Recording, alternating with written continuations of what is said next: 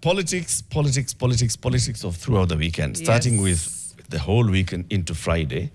Into Thursday, presentation of nomination papers for the by-election of the senatorial seat in Baringo. And people waiting at Chebunet airstrip for the KANU candidate to land. The KANU candidate does not land. Instead, people are invited to Kabarak the following day, where who lands? The president lands. And he's talking to the people. And the chairman of KANU says, you know, me, I'm not going to talk. The man who made me not present my papers is here. He's going to tell you what And the man stands up and says, you know, tumekuwa tukiongea na watu, now we are going to cooperate. Dr. Philip Chebunet is a lecturer, he's a political communications expert. He is here to see if we can break down these things of what happened over the weekend. Dr. Good morning. Very well. Thank you very much for joining us today. Before we get into that deep conversation of KANU UDA, I was about to look at KADU. You know, it used to be KADU KANU Maji. Now it's UDA KANU. Okay. Anyway, the more things change, the more things change, the more they say. Janet is going to give us the day's quote. Yes, today's quote is by Micah White, the co-creator of Occupy Wall Street, and he said, "Movements fail when they seek visibility instead of vision. Movements fail when they seek visibility instead of vision." What do you make of that? It means that when there's no goal, you are just walking aimlessly, you die politically. So that's what it means. Yeah. Wow, that was straight up. Yeah. You politically die. You get all the hashtags and trending, and then somewhere along the way, the vision dies. Nothing sustains you. Yeah. What do you think is happening here with KANU UDA? Let's straight up. When you saw the whole, you know, hula-baloo last week, what did you read of it? I think the political genius in William Ruto is being seen here, and also the galvanization of Rift Valley. Remember, Gideon had vanished, and by now I don't think you would think KANU was alive, but it has been resuscitated by the activities. In fact, Gideon Moi resurfaced and KANU became alive. So I think this week has really rejuvenized KANU. Yeah. Yeah. Can we go back a bit, Dr. Is it? I'm trying to figure out whether this was always part of the chess game that President Ruto had in mind, or whether it was as a result of how things started to unravel from last year. And maybe my math is wrong. I'm thinking the Gen Z-led protests, and suddenly there was a realization that I need to have more allies than I thought I needed. Do you think this was always his intention, or do you think as a result of the last year he felt, now I need to broaden the people that I seek out as allies? Yeah, Gideon Moi has come in to strengthen what Ruto has backed. Remember, after the Gen Z protests, William Ruto really had to sit down and really think seriously on how he's going to build his future. And first, he started with Raila Odinga. After Raila Odinga, he's now seeing that he needs more friends to come in so that to boost UDA. So with the realization that Gideon may not be really as strong as it looks, but his importance is to show that William Ruto, with this base, is now solid. And so going out, people will know that Rift Valley is solid, and so you will look to you will need to look at other friends in order to be stronger. So I think that's what basically William Ruto has done. You know, you're saying, you know, Gideon was weak, Gideon was non-existent. What do you have to show that KANU was actually not an active party? Anything that you have to show for that? KANU has members of parliament. KANU, in the last election, won a number of MCA positions, and so on and so forth. To the ordinary Kenyan, I don't think KANU was alive. In fact, we knew KANU this week, after sleeping for a very long time. And I think Gideon Moi and KANU need such activities to really come up. Because the next time we'll hear about KANU is maybe in a by-election or a general election in future. But for now, I think KANU has been swallowed And it was not really so powerful as such. I think it was just a game that Gideon was playing to make sure KANU becomes alive. But I don't think he would have really beaten the UDA candidate in Baringo. Gideon had no chance. If he had no chance, why the pact? Why are you negotiating with someone This who's is not just bringing for optics. anything to the table? This is just for optics and to show that we are united in Rift Valley, because he had no chance at all. And for fear of defeat and embarrassment, you know, at his age, I think being a bit closer to the mic. and competing with such young people, it would have been a big embarrassment to Gideon, apart from now the plan by William Ruto to unite the country and to unite the parties. But fear of defeat, embarrassment, generational change, and so forth. I think these are things that played out to make Gideon come in and join William Ruto. Who reached out to the other? Between the president and the KANU chairman? It is William Ruto who reached out to. So why? To Gideon Moi. This is because going into 2027, divided in Rift Valley, there was no chance for disunity. So by bringing Gideon Moi and others who are joining, Ruto has a big chance. There's something that's not Mathing. He's doing, President William Ruto reached out because going into 2027, you need a united Rift Valley. Yeah. But you're also saying that Gideon really didn't stand a chance and, you know, basically doesn't hold much sway. It was non-existent. Yeah, anyway. non-existent. So, again, I feel like... what's the bargaining? You see, KANU, apart from ODM, the other party that has grassroots people is KANU. Apart from ODM, the longest party that has become alive in this country is KANU. And you see the loyalty that the KANU people had. You saw them at the airstrip. You saw how they were even fundraising to go and receive Gideon Moi. That loyalty, I think that loyalty is what is required in UDA. And I think UDA is also borrowing from what ODM are doing and even what KANU are doing to embed the grassroots, to make sure the grassroots is strong. So KANU has that element of loyalty. KANU was not dead. It was just breathing, but it was not. It was barely. I think it had fainted. I think that's something. You're contradicting yourself. But no, I think I see his point. Yeah, he'll come back and reflect on just a moment.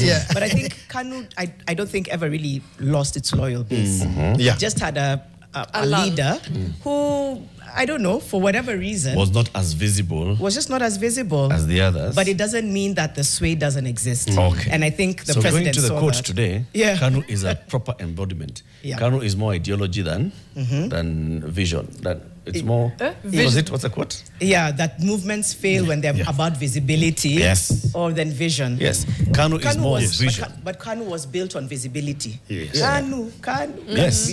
Then somewhere along the way, I think... It remained in the vision side. So in terms of vision, KANU had a strong base and foundation. Has those members who are loyal to KANU because they believe in what KANU stands for. They just were not having that visibility of before, which means that KANU is still a strong party. I agree. Wait, what are we saying?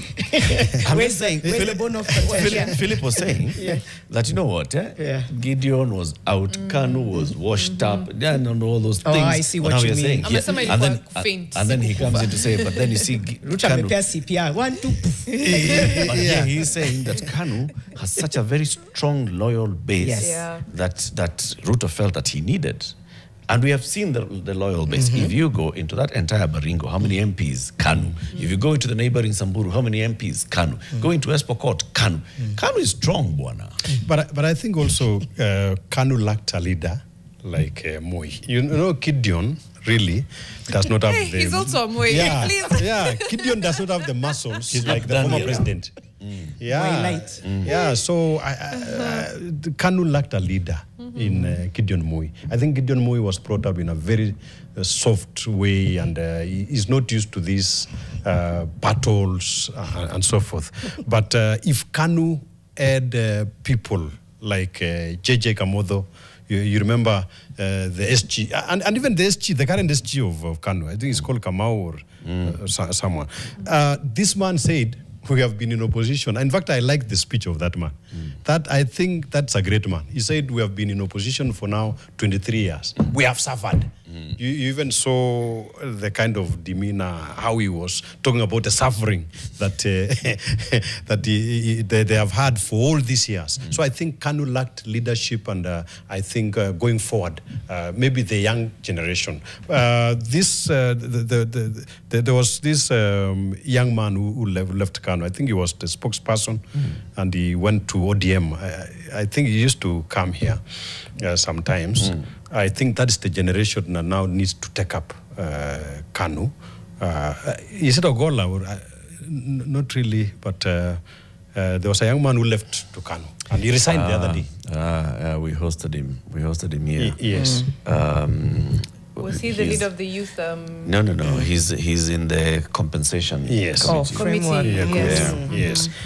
I forget. That's the generation that needs to take up Kanu. So with the likes of Gideon, I think matching up with the likes of Ichungwa, I think it needs another generation of the Ichungwas, Aaron Cheriot. I see what Dr. is saying. Yeah. I do, because it's the way he even said Gideon Moi is not used to the madness. Because now, if you look at the Ichungwas, if you look at the Sifunas, if you look at this kind of new wave of very in-your-face politics, it's almost like an emergence of what was there then. I think Gideon was like, I don't know if this is my cup of tea, man. So when he was given the call, I think he just said, okay, this makes sense strategically. I see it. I kind of see it. What I'm wondering is whether it's like a National Alliance 2013, whether it's a different playbook. What's happening with UDA Kanu? See, National Alliance in 2013 was also emergence of parties, right? It was emergence of people. Of people. It was an alliance yes. of several, yes. There was the Fort Kenya, Kijana Wamalwa, the Democratic Party of Moi Kibaki, and then the newly formed and minted LDP of Kina, the Kanu Renegades. The Kanu Renegades, Is it similar, do you think, to National, or is it a different playbook? I think it's similar, but going by what Kashaguas, Kalonzo are doing now in their bases, I think also William Ruto wants to show that Rift Valley is solid. Based on the politics that's happening now, there's consolidation of regions. So what William Ruto is trying to do is to try to bring people together. What does it benefit the Kanu chairman to agree to that meeting, to agree to take the proposal from the president to his national leadership of the party? What does it benefit him? This is an opportunity for the people of Baringo also to benefit from bargaining, negotiations. Look at what ODM are doing now. You saw ODM the other day, in order to get more goodies, they are even saying Raila will vie in 2027. That's just a language of negotiation. So I think Gideon Moi is also bargaining and negotiating for his people in Baringo. Shortly, you will hear reshuffles. You will hear one has become an ambassador. You will hear many appointments. So it's simply a lifeline for some people who have been clinging. And there are people who have been clinging to Kanu. Even if it looked dead, but there are people who are clinging to it, and I know they are going to benefit. So are they happy? They are very happy because they knew they had no chance. They are very happy because in this broad-based, they are going to get a lot. Look at what people of Nyanza and ODM they are now benefiting. I met Kaluma the other day in Parliament, and he was telling me he's the chairman of Broad-Based. He is now, there are a lot of benefits. They don't want to leave this government. So anybody who has come to the government, really, they don't want to leave because they know that outside there, they may not have a chance. So they better remain here, get the little that they will get, and move. And then move on. Yeah, I'm asking whether they're happy. Is because I've seen one who's not happy. Naisula Lesuda is a member of parliament, and she's from Samburu West, right? And Naisula was first nominated to parliament into the Senate by KANU. That was in 2013. In 2017, Naisula, using the KANU ticket, went and vied for the parliamentary seat. She won. In 2022, people even said, don't even come. You go to parliament. They re-elected her, again, under KANU. She wrote on Friday, on X, publicly, "My dear Chairman Gideon Moi, we have had many conversations in private and I have never addressed you in public, but the matter being discussed is of national importance." She says, "The choice to run or not to run for Baringo senatorial seat is purely your personal decision, since you must have been, and you must have done an introspect of whether or not, despite the many voices that you've listened to.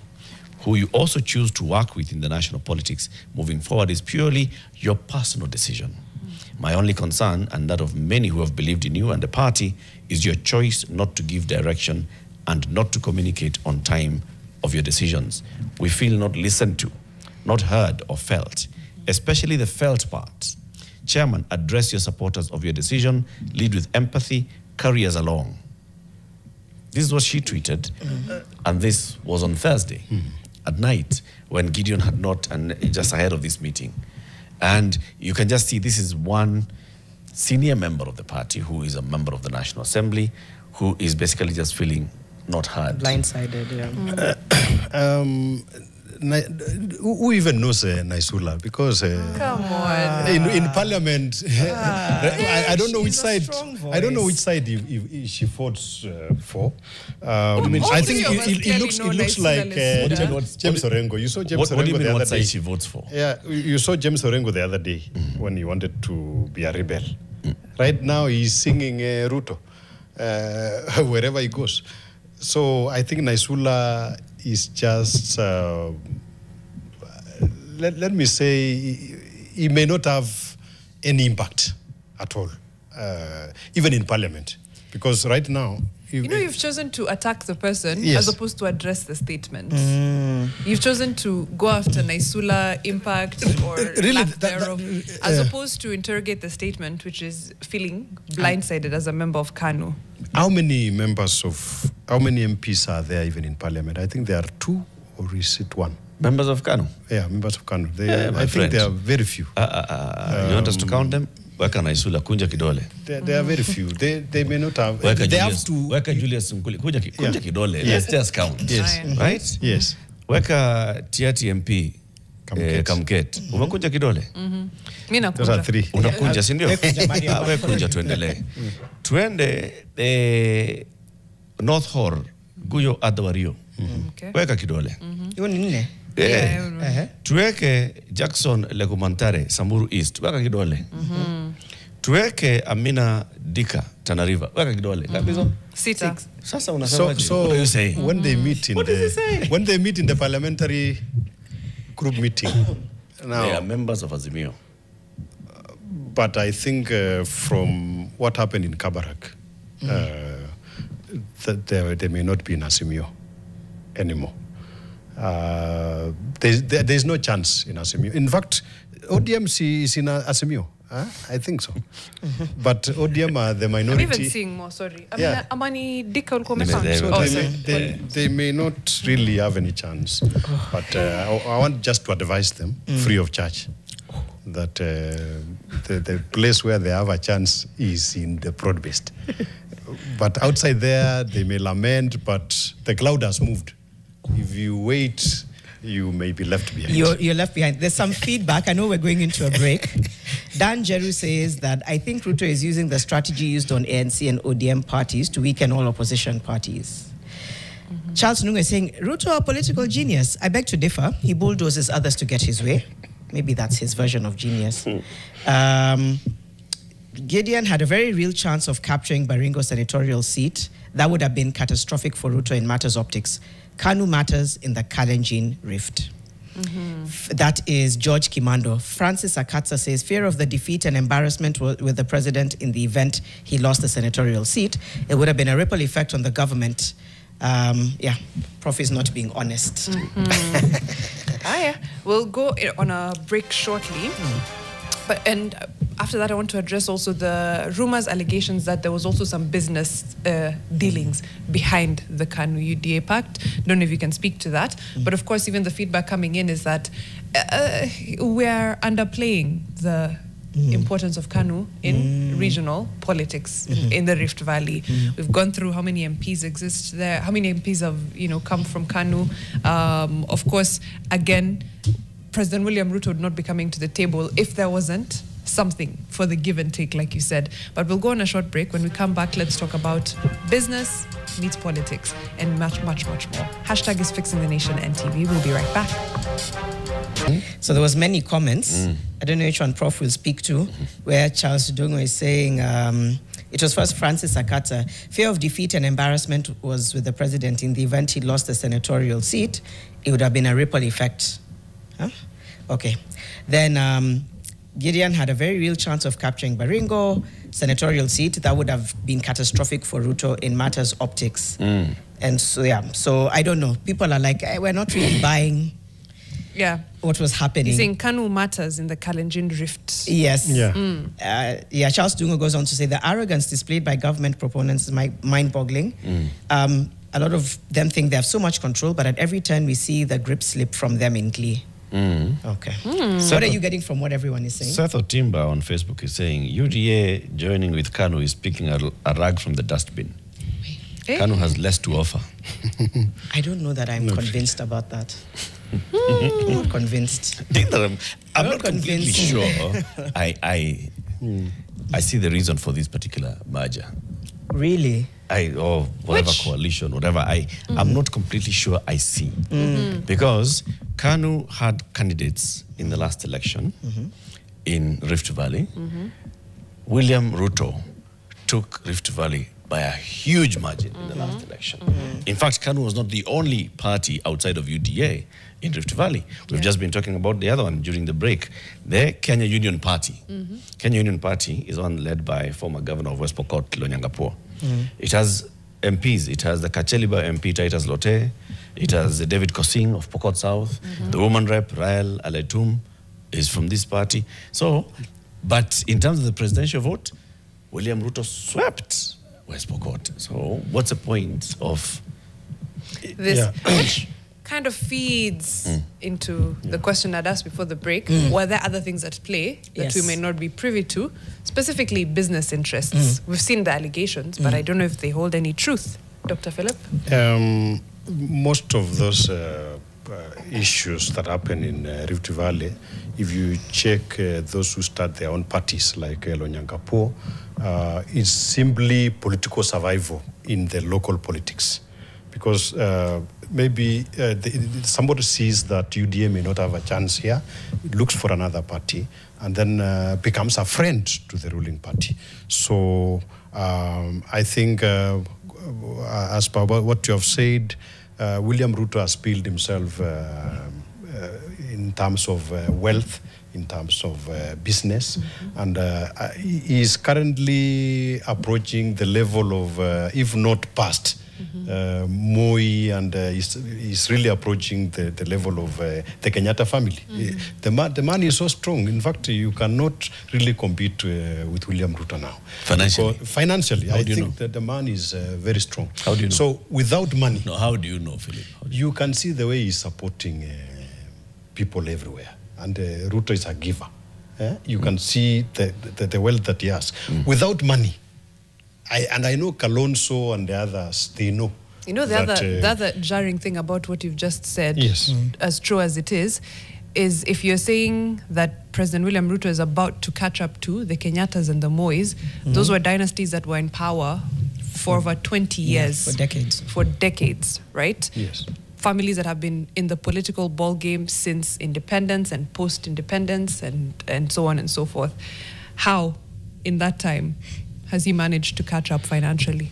The man is very hardworking. I know I come from Eldoret and I know what he's doing. If you check his cows, chicken, what the businesses that he does, and the millions that he gets per day.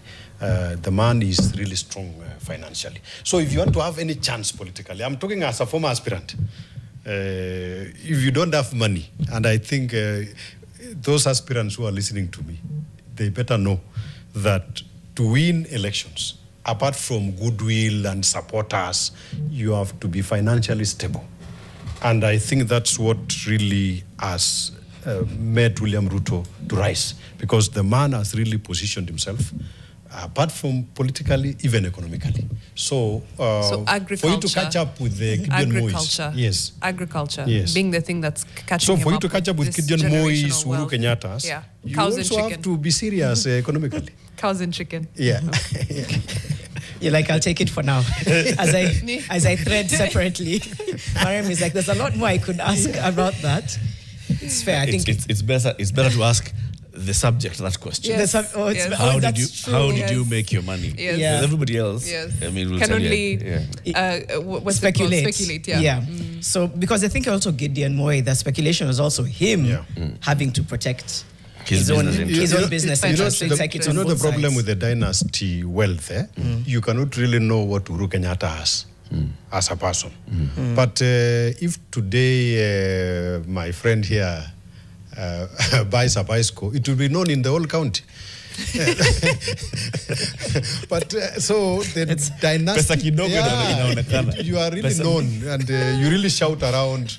But when you are rich, even when it's quiet. You are from a rich family, even when you buy, nobody will know. You cannot separate really the wealth of Uhuru Kenyatta, Jomo Kenyatta, Mama Ngina. You can't really separate. But through personal hard work and initiatives, business-wise, I think William Ruto has really... we can put a pin on that, because I think the public has a lot... That's not satisfactory. Yes. Even somebody here in the comments, Philip Mundi is saying, hardworking with an open mouth. He's just like, how? Let's go back to... This one we need to ask the subject himself. Yeah. If we go back to coalitions, if you were to advise, I don't know, I guess we're calling it a coalition. If you had time to sit down with UDA and KANU, what do you think you'd advise them in terms of what people can learn from fallen coalitions? Is it fallen? I feel like I'm using big words. NASA, I'd written them down. NASA Jubilee. Lessons from fallen coalitions that they need to avoid to not become the next fallen coalition. One of the things they need to do is to ensure that the key figures that are coming into these coalitions get some serious positions, especially going forward. I think the expansion of government, creating small positions, maybe allocating the big positions like now Speaker, Deputy Speaker, and all these key positions, they should allocate to the key allies. Because idleness, when they come inside here and then they become idle, I think they are going to cause trouble. So they better be kept busy, like the way others have been kept busy. Yeah, you can see Musalia is doing very well outside the world, inside Kenya. He's busy. He has been occupied. You can now see where Tangula is not even in Kenya. He's busy. I don't know whether he has arrived. So the leader of PAR is busy. If you leave these people idle, Maendeleo Chap is busy. They are going to give you trouble. So strategically keep them busy. A lot of work, because they seem to have a lot of energy. Even when Gideon Moi comes, he should be sent outside the country, become a conciliator of something, escort presidents to the airport after Comesa and so forth. When I hear you jokes. say that, it leads me to the next question. I feel like these are such elite deals that they just lock out. There's no change felt on the ground.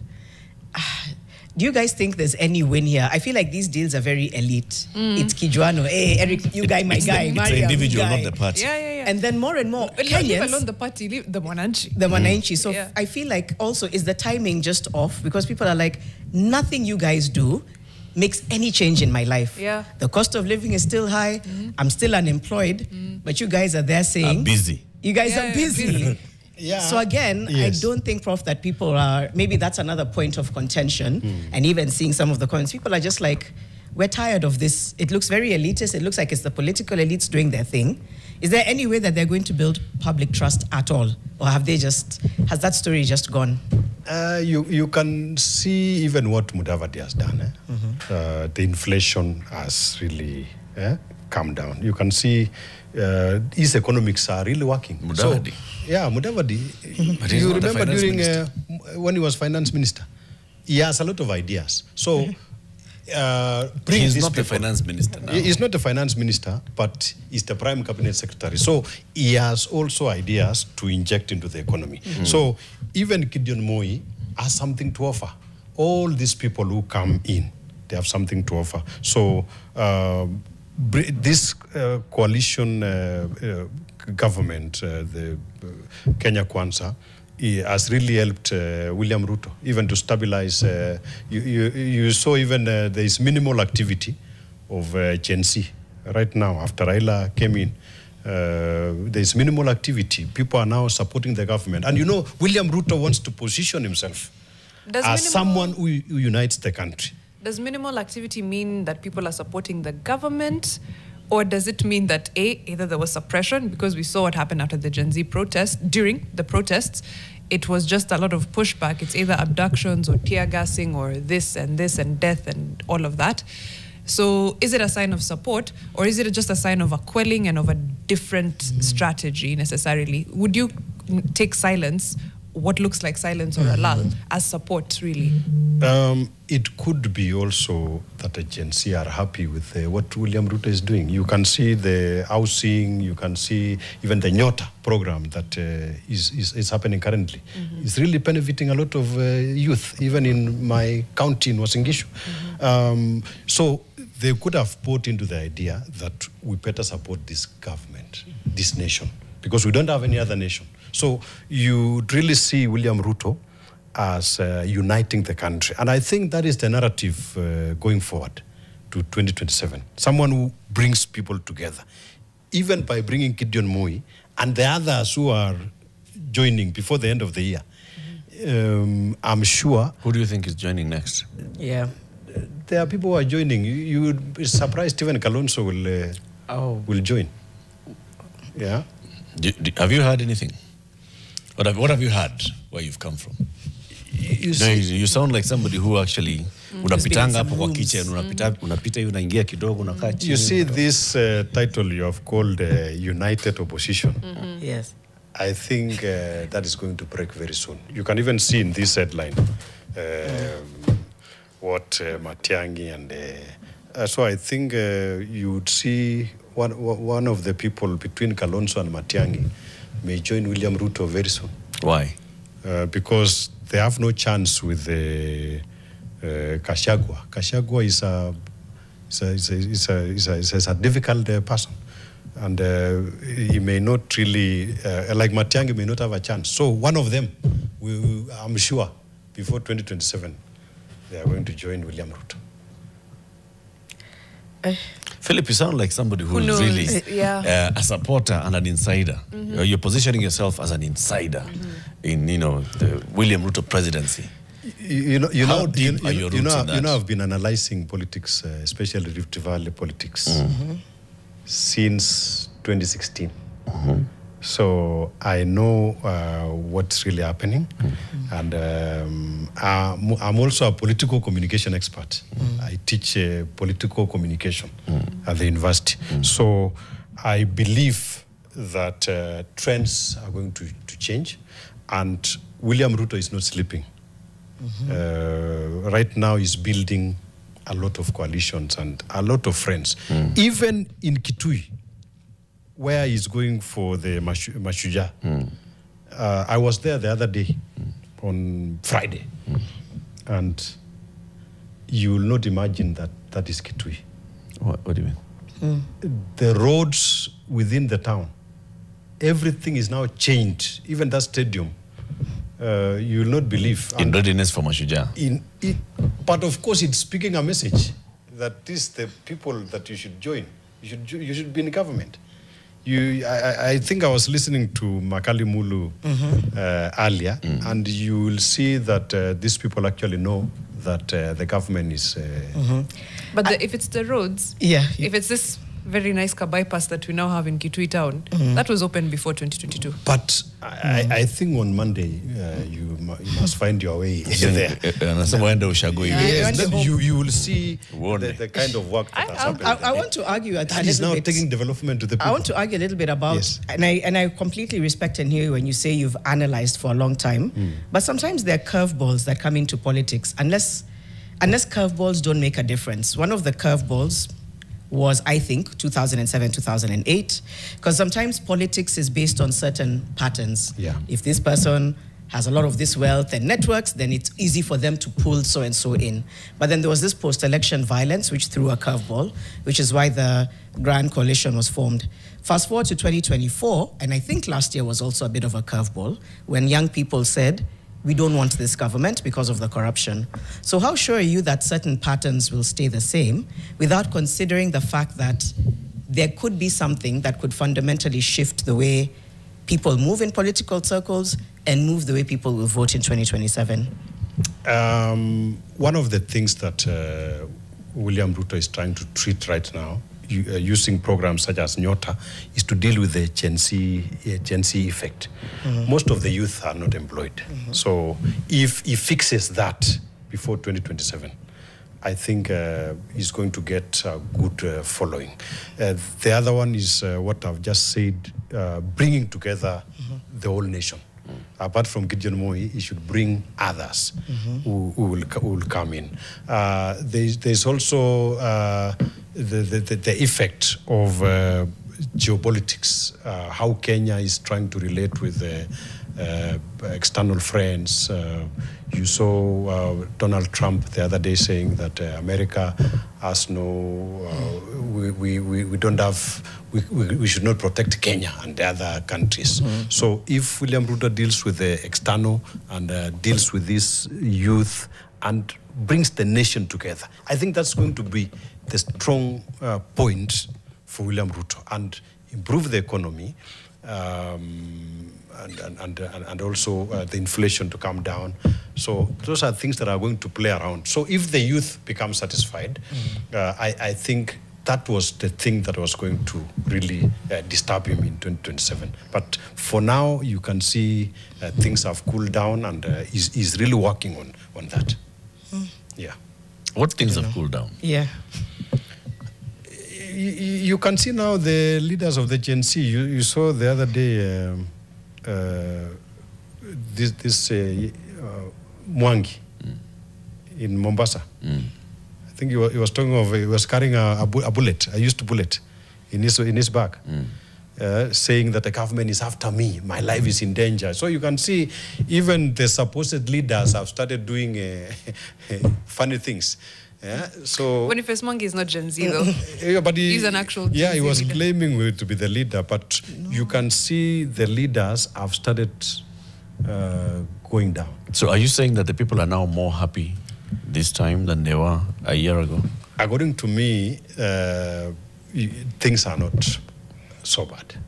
Right now, I'm optimistic for my country. So what is it that has changed? Yeah. What was it? What are your indicators what made as well? people turn out the way they did and express themselves last year? Let me give from you, your communication standpoint. Let me give you one example on this voter registration. You saw in Bomet, only 16 registered as voters. In fact, this Gen Z thing is overrated. Yeah, only 16 registered in Bomet East. And that's an indicator that people are now happy. I was shocked by the kind of rating that we normally give these young people. Does that indicate that the people are happy? Because they're not turning up. It means they are not serious. They need to be serious. If they have to really stand and fight for their rights and their country, they have to be serious and prepare to vote. That's true. Yes. Are they content? Yeah. Is this an indicator that that they are content? Things have cooled down. Saying that, the low voter registration uptick so far is an indicator that people are okay, things are okay. Things are improving. I think that's what I can say. There is improvement, but there's room for improvement. What is this that has improved? Right. Again, thinking 2023, 2024, what was happening, why it was so politically charged, and then what has changed since then, like Eric asked. Let's start cost of living. What has changed, number one, is I think the government, the arrogance that we used to see it has really gone down. You would see the ministers and people have become so humble. Yeah, you saw at the first place, they were so rude to Kenyans. People are flamboyant. But it kind of has toned down, and they have now realized that we can lose easily. So I think they have really become humble. So wanakula pole pole mamwacha kula. They realize that they are working for Kenyans. Yeah. So wanakula pole pole. I don't think they realize. What was the issue? Was the issue that you are showing us how wealthy you are, or was the issue that you're showing us that you're eating from our wealth? What was the issue that people are complaining about? I mean, if somebody is wealthy and they wear expensive clothes, it's their money. But was that the problem that Kenyans had? No, that arrogance was too much. The arrogance was too much. And we have really talked to these people, and we have told them they should respect the Kenyans. Yeah? They should not be so rude to Kenyans, because this country belongs to all of us. So the president has made them to know that this country belongs to everybody. So you've answered Eric's question. It was, you think it was showing the arrogance and was the showing, and the showing, yes, not actually changing, not the eating. Yeah. Okay. All right. We're just about to close the interview. Indicators. Okay. This is Charles Ndungu. There isn't any indicator that President Ruto will be any better if he gets a second term. In fact, the expectation is it would be worse in the final term. Kenyans are woke and may not allow that to happen. Okay. He also says, for example, Murkomen is telling us to fuel police vehicles. There's the shoot on the leg, shoot to kill orders. Is that the change he's talking about as far as the arrogance is concerned, right? Yes. Then I think those are good ways to think about it. One, if it's the arrogance that we're saying has changed, has it really? Because we've still seen some incredibly arrogant statements, whether it's by members of cabinet, whether it's by members of parliament, etc. Still, that rhetoric exists. And Eric, you remember when we talked of communicating what the president has done? I think that has been the weakness. You remember we talked about it somewhere. Yeah. That it was really a problem speaking about what Ruto has done. And I think the only people or the only person who knows best about what he has done is William Ruto. Because you rarely would you get anyone talking about what he has done. The MPs have chickened out. Yeah. They don't know. Yeah, they have really, everybody, it's just survival. Everybody wants to survive for himself. Say that they leave the president to speak about his development. And I think that has really made William Ruto to be mad, to be so tired. Because some of these people, they just talk about themselves. They want to come back to parliament. They don't want to talk about the good things. Shouldn't the work speak for itself? It should speak for itself, but you should really speak out. You should tell Kenyans what you have done. And not just the president, when the president goes somewhere, you'll just see the CSS nodding. And they really don't know, and they cannot explain the way the president, in fact, the best communicator for William Ruto is William Ruto himself. So nothing has changed. But are they his mouthpieces? They are cabinet secretaries. They should be speaking about their ministries. But they should make... As Mariam, I come to work every day, it is a visible platform. Do I need to then come again and say, I came to work on Monday, and on Tuesday again, and on Wednesday, and then on Thursday, and on Friday? You see, it's there, you can see. You see, if you are the only one who knows what you have done, it's really difficult. These fellows should come out of hiding and speak out about the development projects that are happening in the country, rather than leaving the president alone. Because is it possible that they are not speaking because they have nothing to talk about? Not really. I think it's kind of, they just want to survive. Even when we are... That's it. Yeah. I was just going to say... They just want to survive. And anecdotally, you've heard that if they express themselves, it comes with issues. I don't know. We started this conversation by talking about this political merger of UDA and KANU, and we've come towards the tail end, and I think it's addressed the thing that people say, which is this has nothing to do with me because it won't impact my life. And that's the biggest issue here, is that you have all of these alliances being made, but it only makes sense to few. For the rest of Kenyans who are waiting for CSs to do their work, are waiting for parliamentarians to do their work, I think it's just another political game. So it's frustrating. Yeah. That's just a comment. So what, not a question, a what comment. should really happen is going forward to 2027, let's do efforts like what the president is doing to bring everyone together. And in the process, we do development for the people. I think that is the ultimate. Dr. Philip Chebunet, lecturer, political communication expert, talking about the UDA-KANU Pact and going inside it and trying to predict what could happen next. In the next hour, it's coming up to 9 a.m. Dr. Faith Mwaura is the chairperson of Roysambu United. She'll talk about the youth, the vote, the numbers. Stay with us.